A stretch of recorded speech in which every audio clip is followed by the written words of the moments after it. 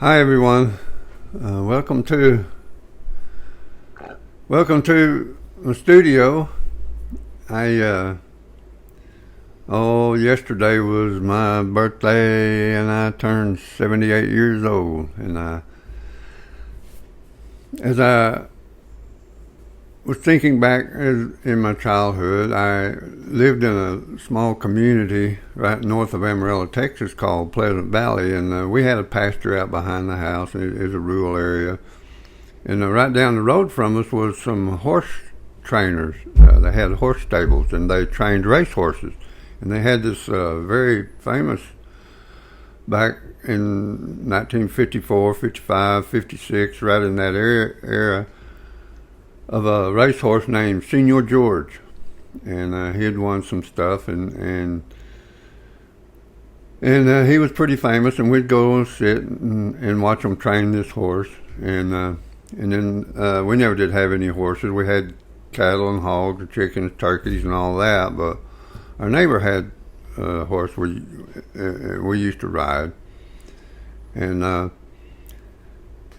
so I've painted several pictures that's similar to this one, where there's just a horse rider and a dog, which reminded me of when I was a child. So I'm just going to get right into it and show you how I painted this image. It was in my head. Nothing that I really went by. I just started painting. And you people who have been following my tutorials on this, you'll see that I always start out getting some darks, around the canvas, and so that I can start putting in some detail, highlight, and this is just recorded with my cell phone, nothing fancy, and I do my editing in Camtasia, and do these voiceover.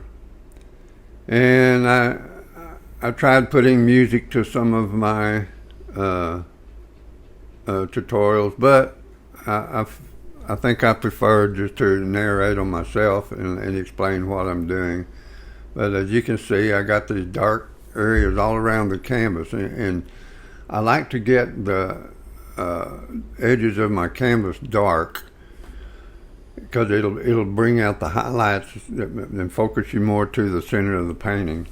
And right here I've got some very thin brown colored paint, and just an indication of some trees that are going to be back in that background, because there is a lot of atmosphere in coming through those trees, with a sun rays shine on it. And it was just a reminder of when I was a child, when I was a kid, and some of the things we did as a kid. And I always loved animals. I loved the horses. I loved dogs. Dogs have been my best friends for all my life. I've always had dogs, and I can remember the names and the disposition and demeanor of every single one of them, ever since I was like 4 years old. And if you'll see right here, I started kind of framing in this lighted area, and I started with the dark on the outside, and I'll get a little bit lighter and a little bit lighter all the way until we get to the focal point of this painting, which will be the horse and rider. So I'm just getting some indication of some tree trunks, and these up close will be a whole lot more pronounced than those back in that background back in there. And you can already see it's beginning to get some depth into the painting. And the more we go here, the further that will get pushed back, and the more pronounced the forefront will become. And it's just so much fun to put on a canvas of what's in my mind, things that brought back to my memory as childhood, and places that I have been and things I have done. And we would, there was a girl that, and this was back in the mid-50s, and I wasn't but about 8 or 10 years old. But at those horse stables, there was this girl, her name was Becky, I don't remember her last name, but I remember we used to play together. We used to ride, she had horses, and we used to ride. I wasn't very old, I was like 8 years old, somewhere right in there. And boy, she was, back then we called them tomboys, but boy, she was a rough and tumble girl. She was my age, but she was more like she was more like a boy than she was a girl. She wasn't frilly or none of that. She wore the boots and the hats and the whole works. And we played together, had fun together, rode, and I'd go and help her with her livestock and feed her horses. And they didn't have, that's all they had was horses. They didn't have any. We had cows and chickens and turkeys and all of that stuff, but hers were just all horses. And that Senior George, he got special care. I mean, he was treated like royalty around there, and they had a wash for him where they would take him and give him a shower and clean him all up, and me and Becky would curry him. We'd comb out his hair and stuff, and he was just a beautiful horse. He was a quarter horse. And I learned a lot about horses just from working with her, because she knew, even as young as she was, she knew about the horses and how to take care of them and their needs and the whole works. So me and Donald, my neighbor, his name was Donald. Believe it or not, his name was Donald Allen Duck. And me and Donald would go to those stables, and we'd mess around and play with them. And my younger brother, Ray, his name was Ray Lynn, and he was 4 years younger than I was, and he'd tag along with us, and I loved my brother. We went everywhere together. We played together, and we did stuff together. We built things together, and we were just together all the time. And now he lives in Houston. I live in Fort Worth, but we're still very close. And he comes up and visits at our mom's old place down by Lake Whitney. They had a place down there, and he had some land down there, around there. But the older he got, he sold it off. It gets too much to take care of anymore.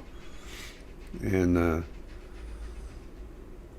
we just had so much fun in our childhood. We were adventurous. I mean, it was every day was a new adventure.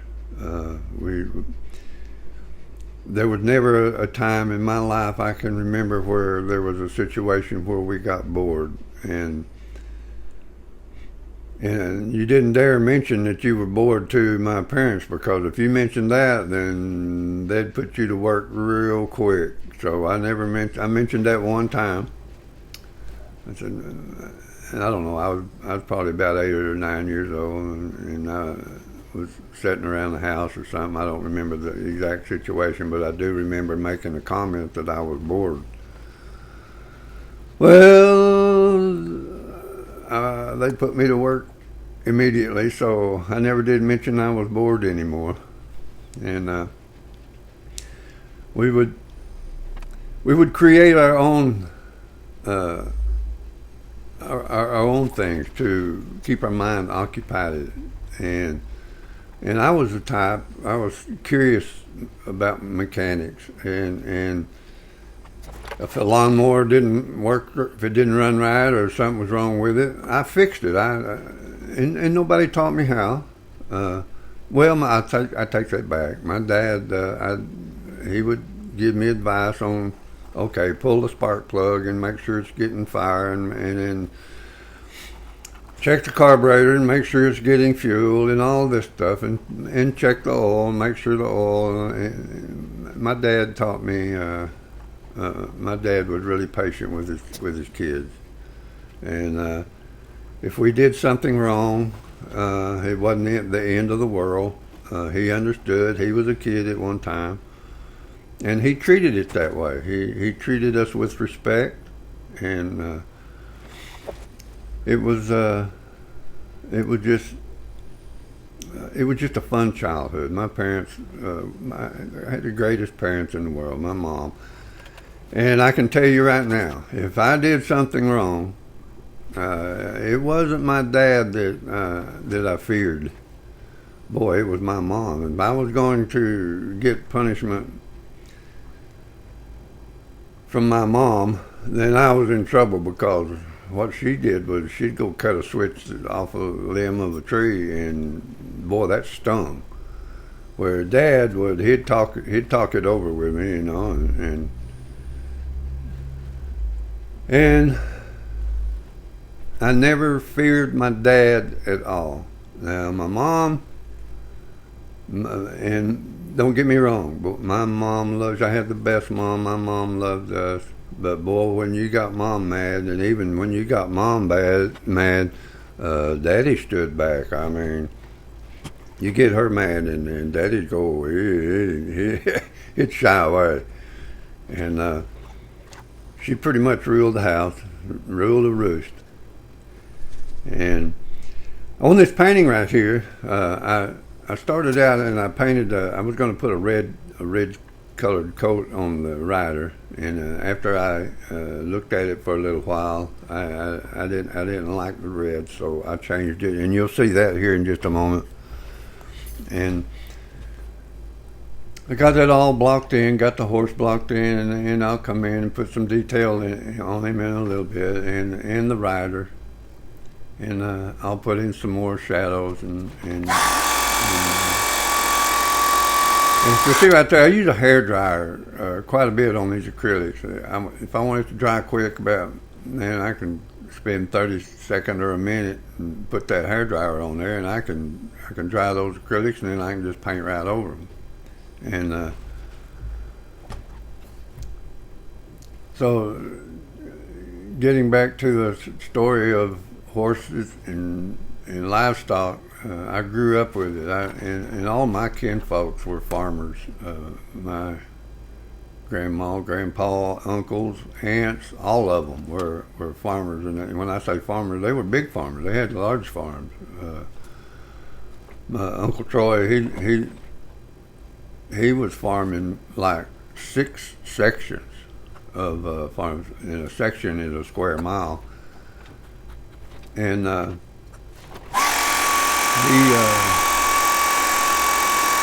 he had a harvest company where he had, I don't know, he had half a dozen or more combines, and then they would go on harvest, and they'd take those combines up north to the wheat harvest and oats and stuff, and they would harvest the fields of farmers up in there. And he made a lot of money in raising sugar beets and just going on harvest. And then I had another aunt and uncle. Their name was Burleson, and he had a hog farm. And I know at one time, and if I remember correctly, I heard him talking about it, he had like 30,000 head of hog on the ground at any one time. And he sold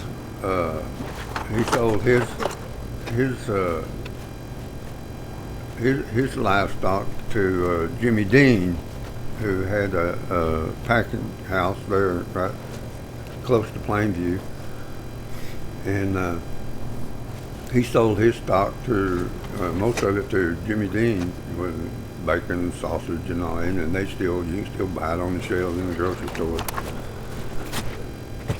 And it was just a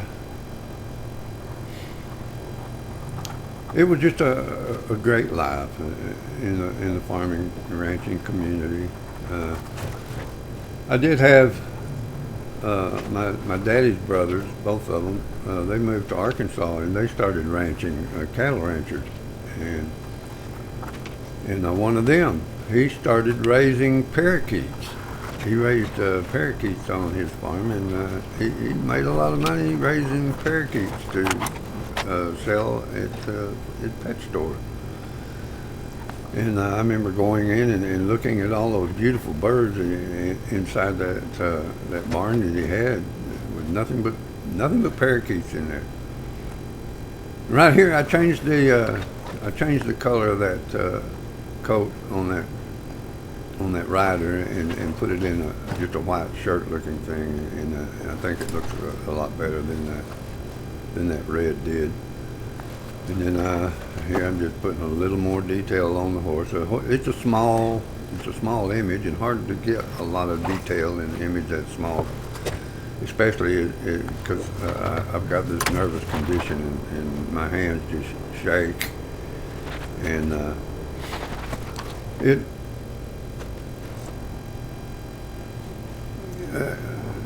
it's hard for me to get really fine detail on anything like this.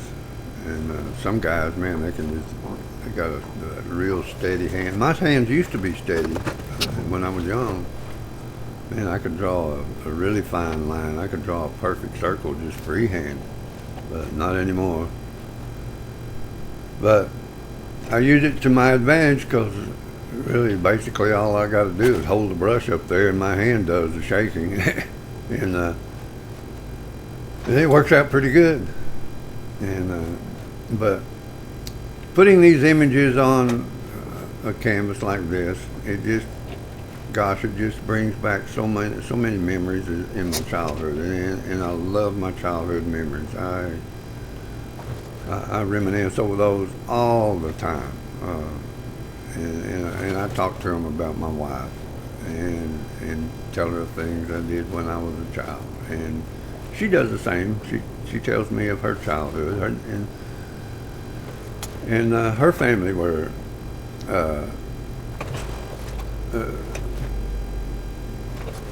her mom was her mom was a horseman. Her mom, she loved the cowboy scene.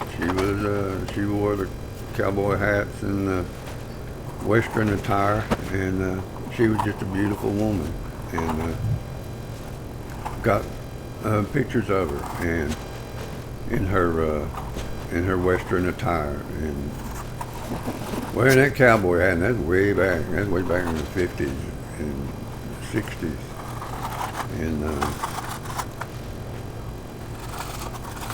when my wife was a child.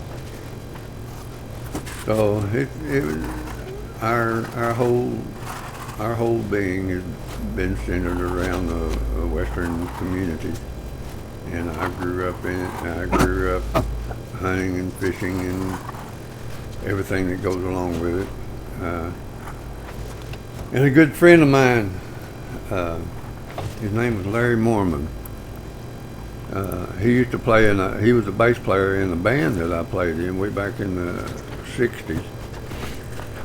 And we played in this band called the Rogues out of Plainview, Texas, and traveled around, and it was just a fun thing. Well, he was a rodeo guy, and he talked me into getting on a bull one day on a play day, and that bull threw me about 10 foot in the air, and that ended my rodeo career. I thought, man, I hadn't got enough bones to